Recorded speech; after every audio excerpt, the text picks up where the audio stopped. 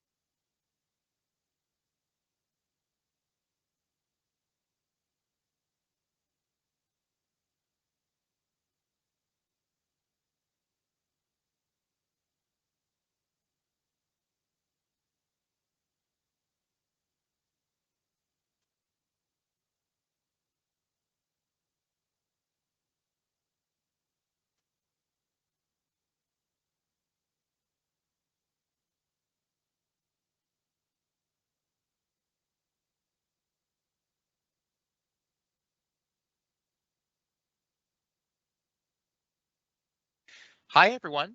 Welcome to the Resolve to be Preparedness, Resolve to be Prepared webinar. We're going to get started here. Just want to introduce myself. My name is Dante DiSabatino, and I'm going to be helping today with question and answers in the background, while my coworker Megan will be sharing a little bit more about how you can be prepared. So we'll go ahead and get started. Just want to review some quick housekeeping rules, just so we're aware of how we can answer questions, how you can ask questions and submit comments. If you look on the Microsoft Teams platform, questions and comments can be submitted in the Q&A box in the upper right-hand corner of your screen. And if you'd like to put on captions for today, you can click in the lower right-hand corner by clicking the settings icon. You're able to turn on those captions. Now, machine translated captions are available in a lot of different languages, including Spanish, Vietnamese, and Russian, to name a few. And also, we don't have ASL interpretation for this webinar, but we do have these machine translated captions by clicking on the setting icon. So with that said, I'm going to go ahead and turn it on over to Megan, who will be leading today's webinar. Go ahead, Megan. Awesome. Thanks so much, Dante. Hi, everyone. Thanks so much for joining us today. My name is Megan Meyer, and I'm the Disaster Preparedness Outreach Program Manager here at Washington Emergency Management Division. So welcome to our Resolve to be Prepared webinar. Today, we're going to talk about just 12 simple activities that you can do throughout the year to make yourself more prepared for a disaster. So it's a little late in the game in January, but if you haven't come up with your resolutions for the new year yet, maybe preparedness could be one of them for you. So with that, let's hop into it. So first and foremost, let's talk about what preparedness is. So preparedness is a really simple concept. It can be fun and totally manageable, although some people can feel it's a little daunting.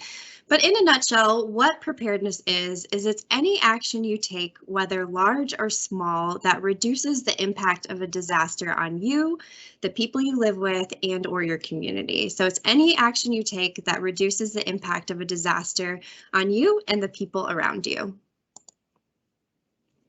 Preparedness boils down into 3 simple steps. Learn your hazards, make a plan, and build kits. That's really it. So we're going to touch on each one of these today. But the cool thing is, once you're prepared for one of the bigger disasters, like a major earthquake or tsunami, you're prepared for the smaller ones too. But first, I want to talk to you about what preparedness is versus what preparedness is not. So preparedness is not running to the grocery store and stockpiling all kinds of supplies in one go. So if you remember when the COVID-19 pandemic first started and you couldn't find toilet paper anywhere, even things like flour and cleaning supplies were hard to come by because people just really started to panic and they were buying everything off the shelves. That's not preparedness. Instead, what preparedness is you're spending just a little bit of time each month making sure you're ready for a disaster.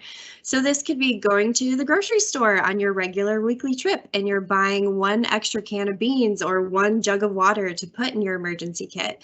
So you're breaking it up into these more manageable chunks versus rushing your way through it. So this is what we call the preparedness continuum. So preparedness is a journey and we're all on it.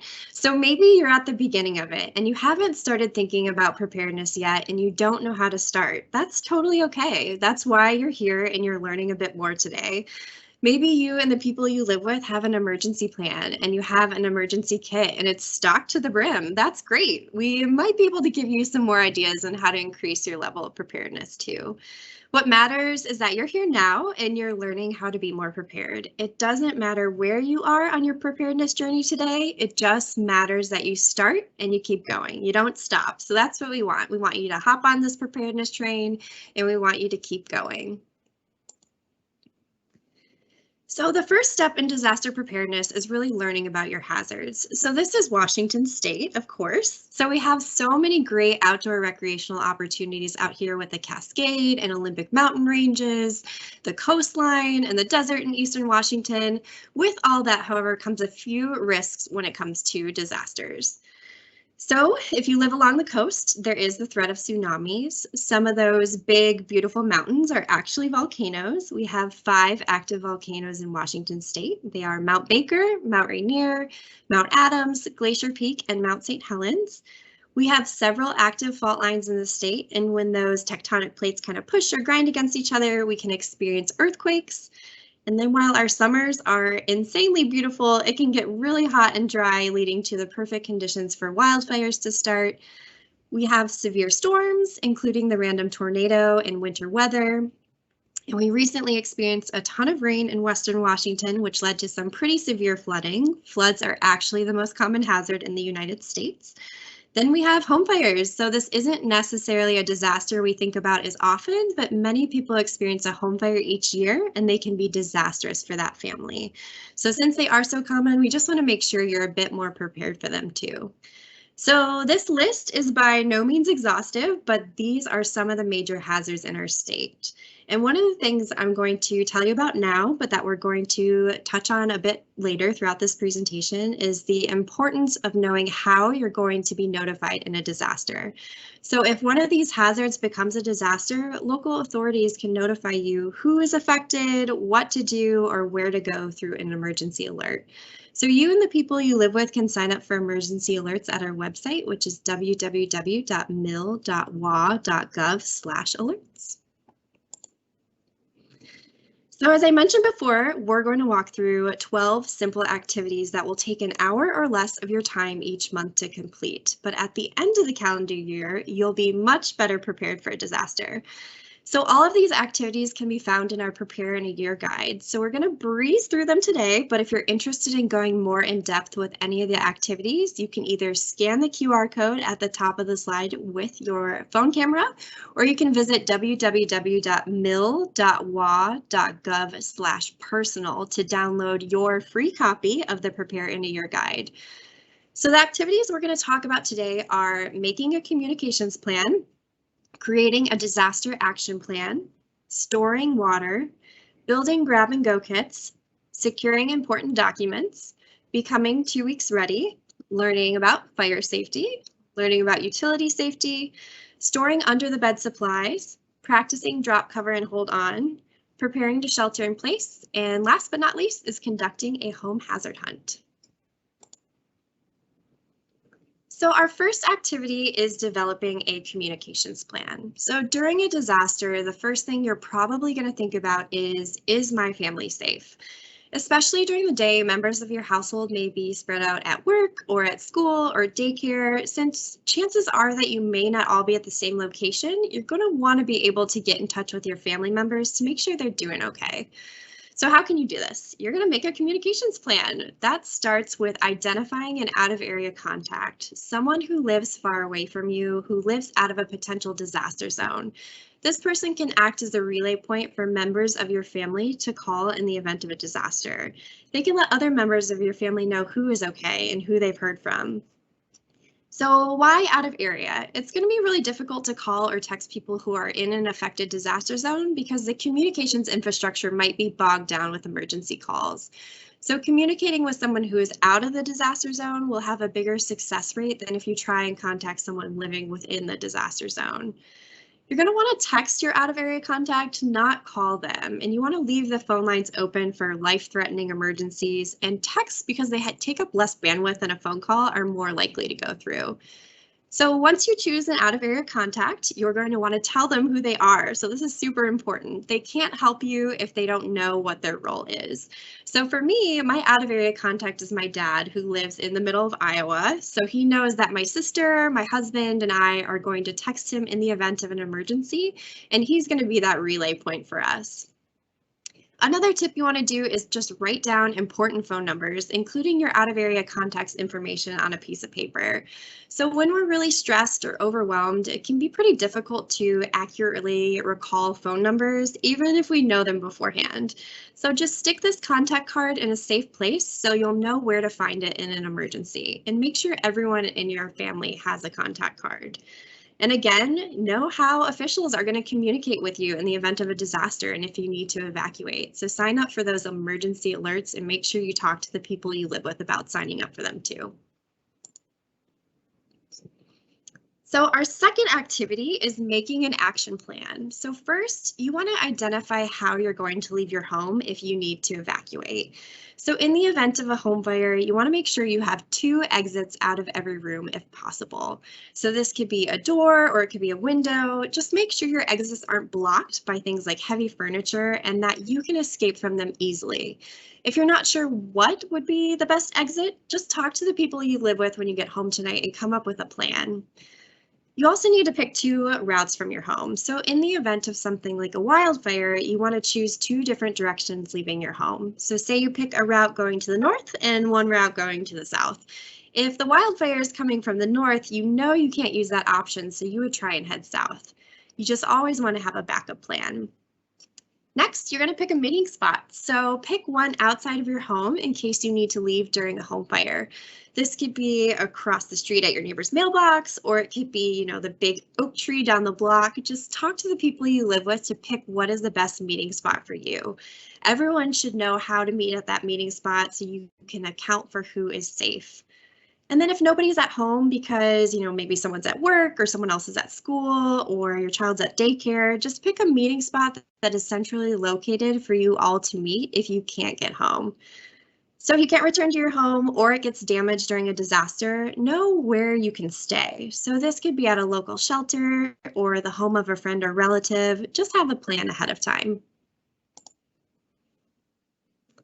So when you're sitting down with the people you live with and you're coming up with this disaster action plan, just think about the members of your household who rely on you. So this could be small children, it could be pets and service animals, or it could be individuals with access or functional needs. So maybe you have a cat. Someone needs to grab your cat on the way out the door if you're evacuating. Just know who has been tasked with that responsibility. Maybe your grandma lives with you and she's in a wheelchair. Just know who is going to help her get to safety too. Just make sure to include them in your planning efforts. So it's really important to come up with an action plan with the people you live with, and it's also really important to know the disaster plans of the places you visit frequently. So know the disaster plans for where you work, maybe where your kids go to school, if you have a childcare center, houses of worship, any places you visit frequently. You should become aware of just what to do in an emergency. So this is arguably the most important part of your action plan. Practice, practice, practice. So it's great to come up with a plan, but you need to practice it so it works for you and everyone knows what to do in the event of an emergency. So just give everyone a responsibility. Like we talked about before, some of the members of your household can be responsible for certain people or pets and service animals, or grabbing your emergency kit, which we're going to talk about in a little bit.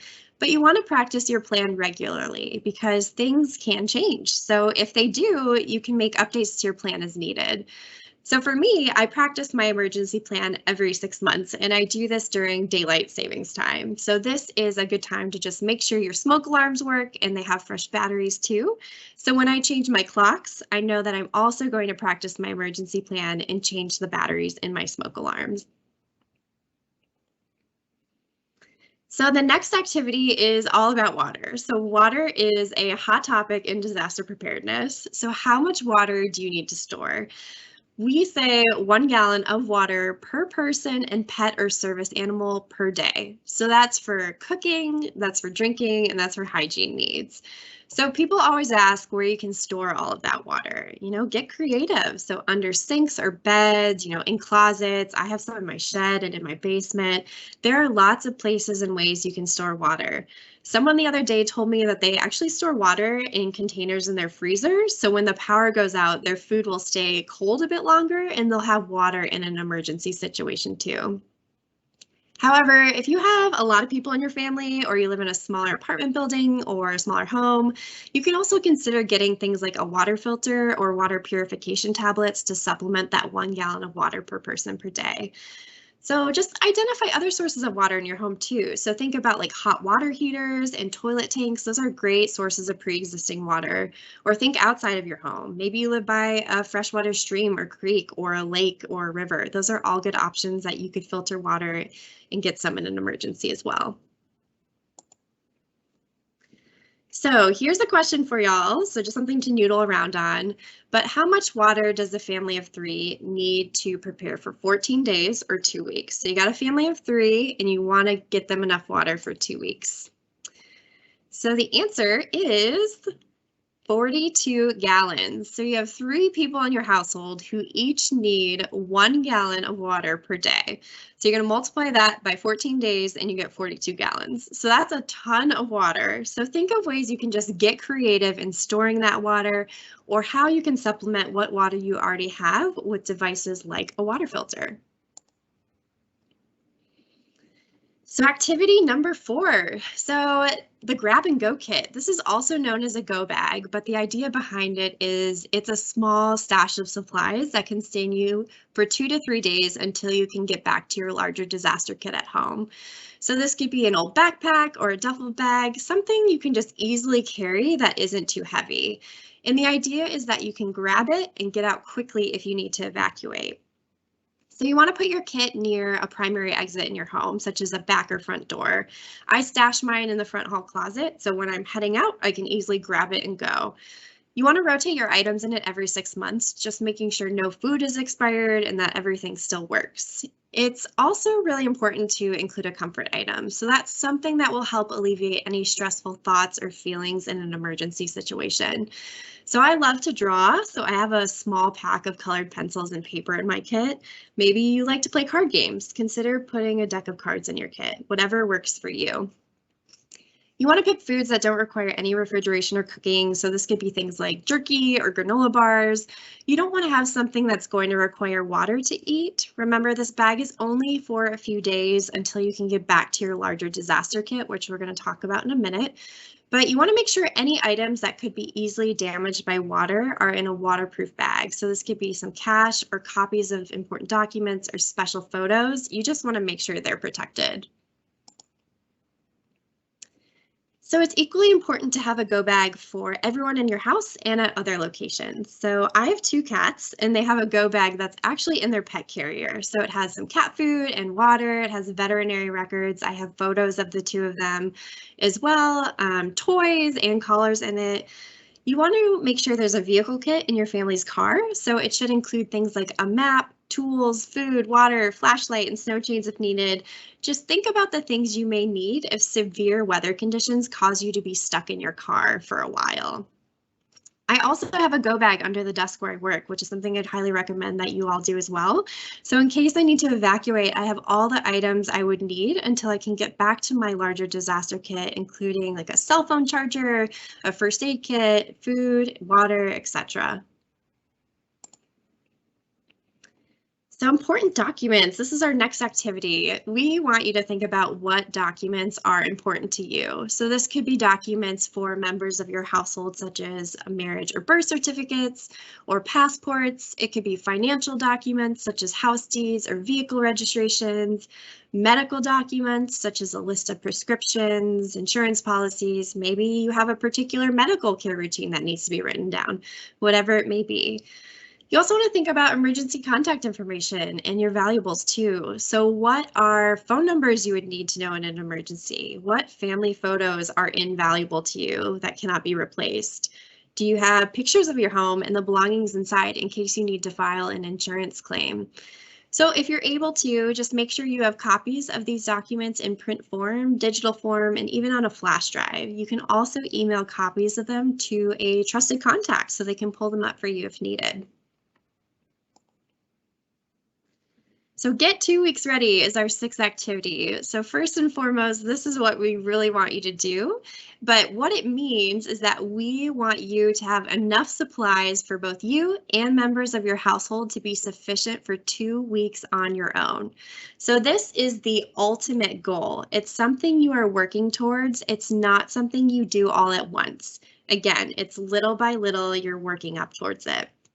And it sounds like a lot, but the reason why is because if there is a large earthquake that affects the west coast of the United States and British Columbia, it may take several days for help to get to the area if roads and bridges are damaged or other infrastructure is down.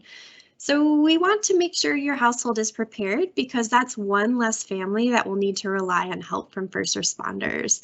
So I like to think of it as camping for 2 weeks. So when you camp, you're on your own with just the supplies you brought with you, including limited water and electricity. So this is the stockpile of emergency supplies you have at home. The grab and go kit is what you have until you can get back to this larger kit at home. So to prepare for an emergency, what would you put in a kit?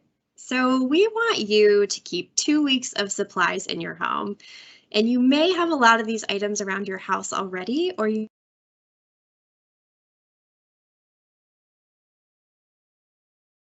So some of the items we want you to have in your kit are water. So again, 1 gallon of water per person or pet and service animal per day. Non-perishable food, so items that need little water or cooking, just make sure you pick food that members of your household actually enjoy. So for example, if you don't like fish, don't stock up on canned tuna. It's already going to be a stressful situation, so just pick those foods you enjoy. A battery operated or hand crank radio, so you can listen to local emergency alerts and news.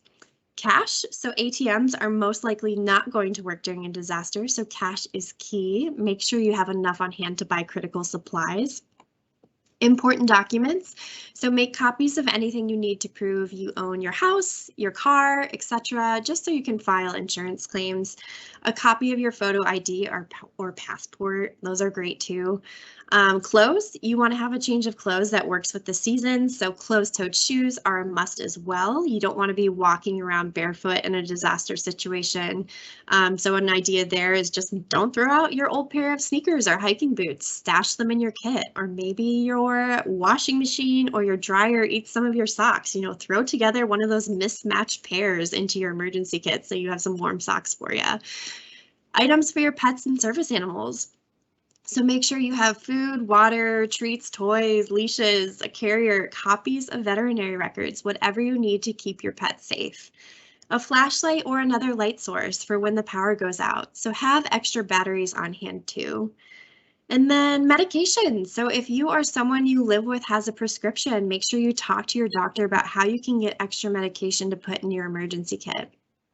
Hygiene items. You're going to want to pack things like a toothbrush, a toothpaste, deodorant, and soap so you can stay a little bit fresher during a disaster.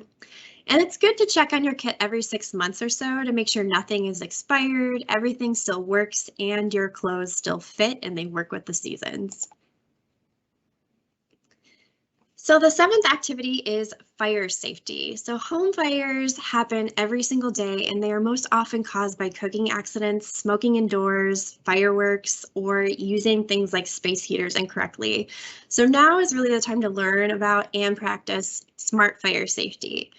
So every home needs smoke alarms. They should be installed at least in sleeping areas and on every floor of your home. So if you're at home, go ahead and take a look at your smoke alarms. If they're yellowing or maybe they're painted over, it's probably time to replace them. Smoke alarms should be replaced at least every 10 years and tested monthly. So if they are battery operated, just make sure you're replacing the batteries every 6 months. The American Red Cross has a really great program. It's called the Home Fire Campaign that provides free smoke alarms to individuals who need them. So if you're interested in learning more, you can visit www.redcross.org/NWHomefire. That's at the bottom of the screen there.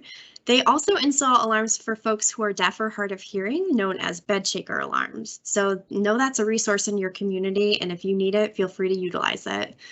So just some friendly reminders when it comes to home fire safety. If you're cooking, just never leave the stove unattended. You know, stay there with your food while it's cooking. Don't smoke in bed. You could fall asleep and a fire could start.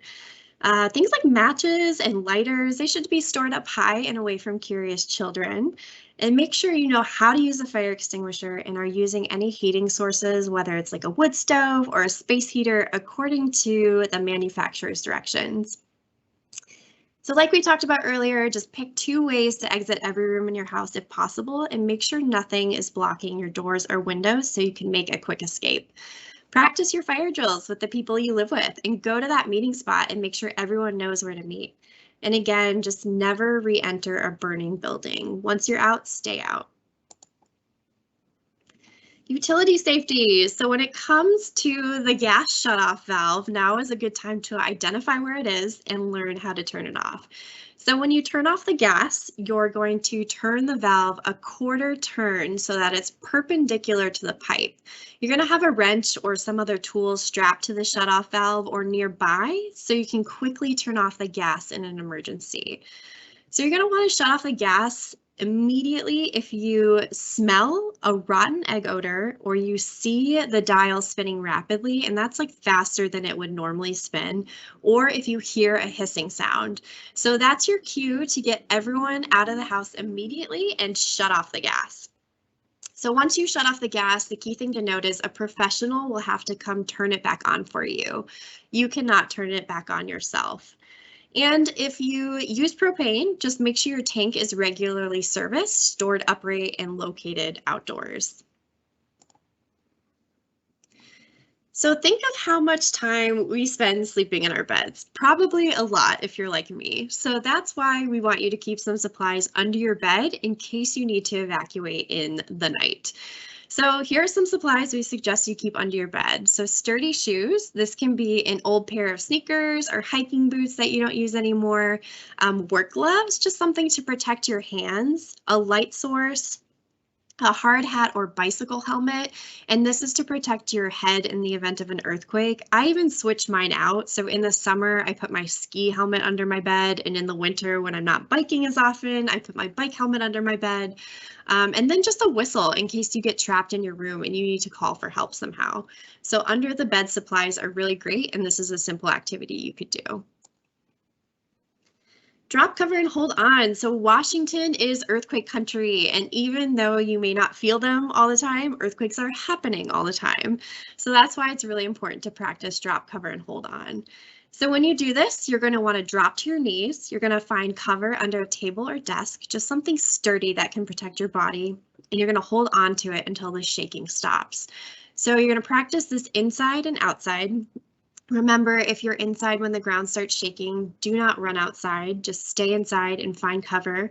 Most injuries in earthquakes are actually caused by being hit by falling objects.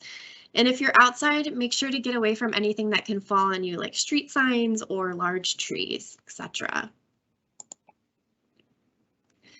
So the next activity in our Preparing a Year guide is shelter in place. So what that means is you're basically creating a safe room in your home. So shelter in place orders happen because of some sort of like chemical or biological or even a radiological threat, like an accidental chemical release from a manufacturing plant or a fire in an industrial area, or maybe a train carrying some sort of chemical spills and falls over.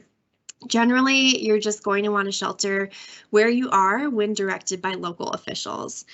So there are 6 steps you want to take when sheltering in place. The first step is you're going to go inside immediately. Don't forget to bring your kids and pets or service animals inside too.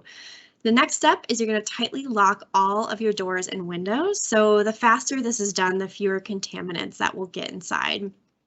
The third step is shutting off fans and devices that circulate air throughout your home. So like your furnace or your air conditioner, just make sure you're shutting those off. Next is getting into your pre-selected safe room and sealing it off tightly. So this means you're going to tape plastic sheeting over windows, doors, vents, electrical outlets, anywhere that air could potentially get in. Your 5th step is you're going to listen to the media or just monitor social media sources for instructions for when it's safe to come out or if you need to evacuate the area. And the last step is you're going to thoroughly air out your home once the emergency is over by opening doors and windows. So our 12th activity is the home hazard hunt. So a home hazard hunt is like a scavenger hunt. You can do this with everyone you live with, and it's a great way to get your whole family involved. So you're going to go around your home and identify any objects that aren't secured that could fall and hurt you in the event of a disaster. So think of computers, TVs, or bookcases that aren't strapped down, big art pieces on the wall that could fall, cabinets that don't have like latches on them, where dishware could fall if the ground shakes. There are all kinds of hazards in your home that you can make safer. So here's just a quick video on what things you should look for when you're conducting a home hazard hunt. And we're going to go ahead and see if this plays. Disasters can happen at any time, often without warning. Since we don't know where we might be when a disaster strikes, it's important to plan ahead. That starts with looking at steps you can take to make the space where you're likely to spend most of your time, your home, as safe as it can be. It can actually be fun to secure your space so you're safer at home. One way is by doing a home hazard hunt. What's that? Think of it like a treasure hunt. You go around your home on the lookout for things that could potentially be dangerous or harmful to your family in the event of a disaster, like an earthquake. What should you be looking for? Here are some examples. Unsecured cabinets in your kitchen, a water heater that isn't secured or bolted to the wall in your garage, large furniture that isn't strapped to the walls in your living room, heavy items on shelves above your bed that could fall, tripping hazards on stairs, unsecured pictures hanging on the walls, or space heaters that you could trip over. Some of those hazards are easy to fix with latches or straps to make them more secure, or by moving some objects to a safer location. Other hazards you find might require a contractor or a specialist to fix. A home hazard hunt can be a great rainy day activity for the whole family. You can make a list of all the hazards you find and then cross them off the list one by one as you fix and solve the issues. Then celebrate your safer space together. For more tips on what you can do to be safer at home, visit mil.wa.gov/earthquake. Disasters can happen at All right, so this was a ton of information and it might seem pretty daunting, but remember that preparedness continuum I showed you where we talked about everyone being at a different place on their preparedness journey? So that's the key. You don't have to do this all today or all this month even. We just want you to start with one preparedness action to get you going. So let's chat about things you can do today that will make you a bit safer. Again, you don't have to do them all, but you can just pick one to start with. So the first one is choosing that out of area contact. So this is part of your communications plan and it's pretty easy to do. So think of that family member or friend who lives far away from you. Ask them to be your out of area contact and tell them what you would like them to do in a disaster. You can also start with writing important numbers down on a contact card. Just remember to store your contact cards in an easy to access location. You could practice get low and go. So during a home fire, there's going to be smoke in your house. You're going to want to get as low to the ground as possible and get out as fast as possible. That's why we say get low and go. So once you identify exits out of every room in your house, practice getting out of your home in less than 2 minutes and going to your meeting spot. You can even set a timer to see how quickly you and members of your household can get out from different rooms in your house. So remember, you have less than 2 minutes to evacuate during a home fire. Sign up for local emergency alerts. So it's super easy to sign up for your local emergency alerts and they may wind up saving your life one day. So this is how officials will communicate with you during a disaster and tell you what to do. So you can visit our website, which is www.mil.wa.gov/alerts, or scan the QR code at the top left of the screen to sign up for your local emergency alerts. These alerts are free to all people in Washington, and we highly recommend that you sign up for them. Practice drop, cover, and hold on. So this is an easy one and will only take a couple of minutes. So imagine you feel the ground shaking like there's an earthquake happening. You're going to want to drop to your knees. You're going to find cover under a table or desk, just something sturdy that can protect your body, and hold on to it until the shaking stops.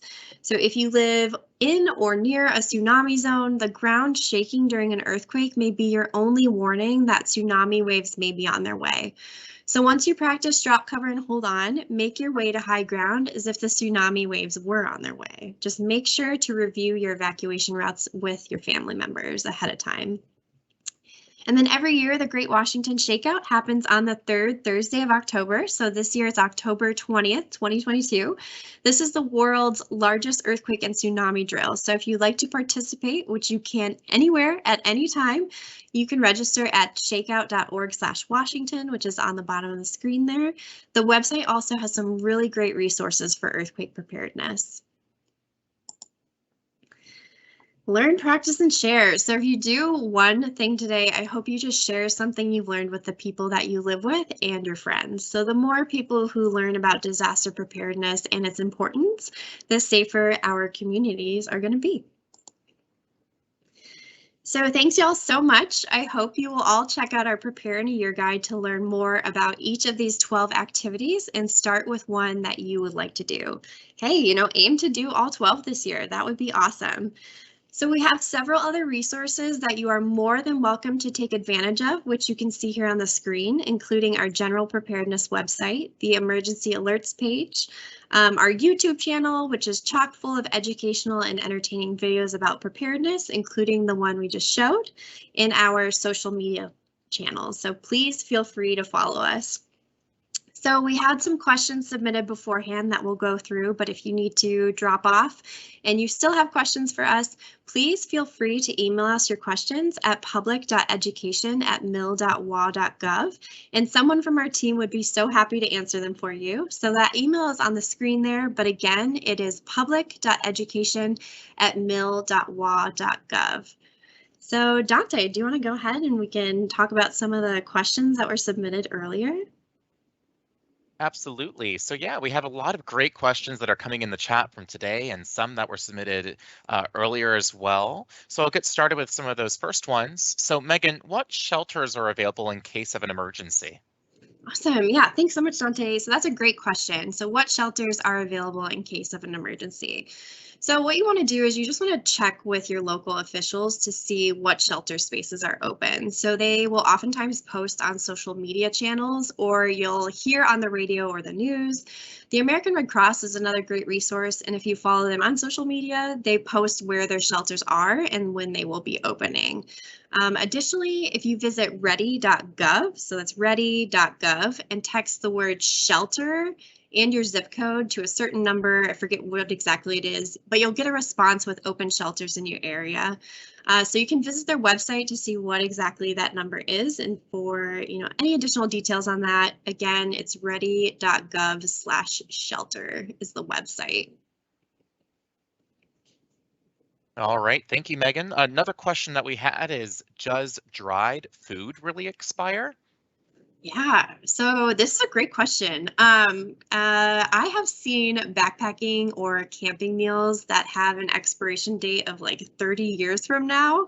So I'm sure some of y'all have seen that too, but dehydrated food quickly expires after opening. So once it's exposed to air, the stable shelf life can drop pretty considerably. So how long it will last after opening depends on like the food quality before it's opened, how long it's been exposed to moisture or oxygen or like high temperatures, or even how it's stored. So I wouldn't personally go past the expiration date because I don't really want to risk food poisoning when I'm out in a disaster situation. That doesn't seem like a good thing to do. So I always err on the side of caution and play it safe. And then of course, when in doubt, go ahead and throw it out. Now, additionally to that question, we had two questions that came in about how long you can store water specifically, and then another specific one is how long does an unopened bottle of water stay safe? Asking how often it should be replaced, and this is assuming if we don't have a water filter. Yeah, those are great questions. So again, I always go by the manufacturer's expiration date when it comes to that sort of thing.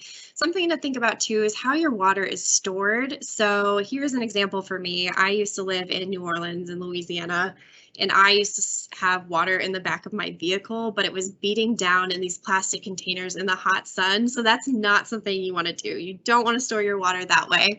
So if you're storing your own water, you want to cycle it out about every 6 months to a year, depending on what it is. But otherwise, just follow the manufacturer's guidelines as well, and make sure you're storing it away from, heat sources like I was doing, and that it's in a good area. So those are great questions.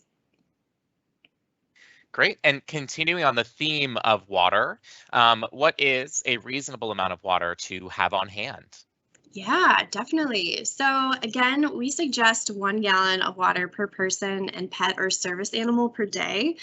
So when you think about it, this is kind of a conservative estimate. Think about how much water we use just taking a shower every single day, like gallons and gallons. So if you have a big household, you're gonna have to think about creative ways you can store this water, where it's located in different areas in your house, or identify areas in and around your house that already have water. So at the end of the day, it's up to you. Having some water is still better than having none at all. So if you can start with a little bit of water and work your way up to that 2 weeks ready supply, that would be ideal. Great. And let's take a look here. We actually had a very interesting question, one that probably a lot of us are asking. Somebody says, how on earth am I going to store 42 gallons of water in my apartment? Do you want to talk about some of those creative ways, Megan? Yeah, for sure. So that is a great question, and that's kind of the reaction we get all the time. But that's something you want to work your way up to. So I live in a really tiny house, as well as, you live in a really tiny apartment. So what I've done is I don't have, personally, I talk about preparedness all day, every day, but I don't have, 42 gallons of water in my house. What I do have is I have some water bricks, I have some gallons of water, I have some bottled water, but then I'm also a very avid backpacker. So I have a water filtration system, or just a water filter that I carry with me. And I happen to have like a stream in my backyard. So I'm going to go ahead and I'm going to filter the water from that stream, and that's what I'm going to drink. I also carry water purification tablets with me. So it's really just about getting creative, and again, making sure that you have something rather than nothing. So any kind of water you have is a good start. And then again, think about ways you can store water. So even if you're in a really small apartment building, which I have been in, I live in Seattle, I stored it like under my bed, under my bathroom sink. Like, there are ways you can store water. Just work up to it and get creative. Great. And we have a question here. It looks like Sophia, she's 10 years old, and she's doing a public presentation on emergency preparedness. So that's pretty cool. She wants to know, what are some types of emergencies or possible future events that might happen that could require a quick evacuation? And she says she's planning on putting together a container of essential items that are ready to go in case of an emergency evacuation. Oh my gosh, Sophia, that is wonderful. So first of all, I just want to give you a resource. So now that you've been through this webinar, feel free to email us your questions too. So public.education@mil.wa.gov. We would be so happy to help you. But anything that would require a quick evacuation, so think of something like a home fire. That would require you to have a quick evacuation because you want to get out of your house in less than 2 minutes. Something like wildfires, they spring up all the time in the summer. They could, depending on where you live, happen where you are. So there are all kinds of disasters that would require a quick evacuation. But I'm so excited. That's awesome. Yeah, that's a great question. And a couple of more that we have here. Where can we find more about how to prepare as a community? So like local food points, neighborhood preparedness for things like an earthquake. Yeah, that's an awesome question. So first and foremost, just connect with your local emergency manager. So they are incredible resources for preparedness that's specific to your community. So you can also think about becoming a local CERT volunteer. So if you haven't heard of CERT before, it stands for Community Emergency Response Team. And the program educates volunteers about disaster preparedness and basic disaster response skills. Map Your Neighborhood is another great program that can guide you and your neighbors on how to just enhance your level of neighborhood preparedness with a focus on 15 to 20 homes, or homes you could basically canvass in an hour. If you live in the Seattle area, the city has the SNAP program, which stands for Seattle Neighborhoods Actively Prepare. And it's just another great resource for getting yourself prepared, as well as talking to your neighbors about preparedness. So there are plenty of resources out there. Just, ask, and I highly recommend you connect with your local emergency manager. Great. And it looks like we have 2 more questions here. Looks just about another minute before we wrap up. We do have, let's see, do we have to prepare for some kits in the car too? Yeah, so we actually spend a ton of time in our cars. So whether that's commuting or dropping kids off at school or just running errands. So there is a chance that you could experience an emergency while you're in your car. So whether it's like a flat tire or you're in a rural area or there's severe weather, your car could become your sanctuary until you get the help that you need. So it's really best to have a vehicle kit. It could wind up saving your life. So for me, it took, one event to never not have an emergency kit in my car again. I was living in New Orleans and we evacuated for a hurricane. So what normally would take me like an hour and a half drive took me closer to 7 hours, and I didn't have food or water. I didn't have a phone charger or backup battery, and lots of businesses weren't open to prepare for the incoming storm. So it was uncomfortable, to say the least. So please, please, please learn from my mistakes and have a vehicle kit in your car, especially during the winter months. So include items like blankets, ice scrapers, warm clothing, a cell phone charger, food, water. Cat litter is also a great option if you find yourself stuck in a snowbank and need some traction, toilet paper. But yes, it is really important to have a vehicle kit. All right. Well, thank you so much, Megan. We have one more quick question. And then for the other questions that are coming in, remember, you can email us at public.education@mil.wa.gov. We'd be more than happy to help answer those questions for you. And just as another quick reminder is that we will have this webinar posted on our YouTube page, which I did put some links in there in our chat feature. But our last question that we have is, how much cash should I store in my emergency kit? Yeah, that's a great question. And I unfortunately can't really give you a specific answer besides it depends. So it depends on you and your financial situation, what you're really comfortable saving, how many people you have in your household, and how far you are away from resources. So the key here is that you're saving small bills, such as like $1, $5, and $10. You don't really want to be lugging around a stash of $100 bills because chances are people aren't going to have change for those in an emergency situation. So what I do is anytime I have a small bill that I don't need to spend right away, I just go ahead and put it in an envelope in my emergency kit. You can also have cash in separate locations, so you have options in a disaster if you can't get to one cash source. So it really depends on you and what you're comfortable saving. All right. Well, it looks like that's all the time that we have for our questions today. So thank you so much all for joining. And just as a reminder, you can go to our YouTube page. It's youtube.com/EMDprepare. You can sign up for local emergency alerts, including how to sign up for Shake Alert Earthquake Early Warning, receiving tsunami alerts, and also those important local emergency management news sources and agencies. And ultimately, if you have more questions on how to get prepared, go to mil.wa.gov/preparedness. So thank you so much, Megan, for giving your time today. And thank you all for joining. And we hope you have a great day.